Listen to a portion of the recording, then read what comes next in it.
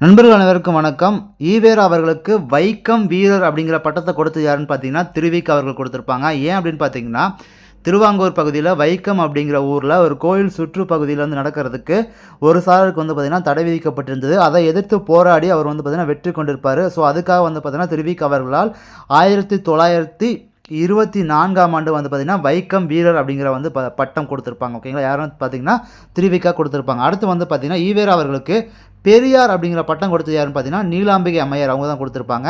அது எப்போ அப்படின்னு பார்த்தீங்கன்னா 1938ஆம் ஆண்டு நவம்பர் 13ஆம் நாள் வந்து பார்த்தீங்கன்னா சென்னையில் வந்து பார்த்தீங்கன்னா ஒரு பெண்கள் மாநாடு நடக்கும். அந்த மாநாடுக்கு தலைமை தாங்கிய மறைமலை அடிகள் அவர்களின் மகளான நீலாம்பிகை அம்மையார் அவங்க வந்து பார்த்தீங்கன்னா தலைமை தாங்கியிருப்பாங்க.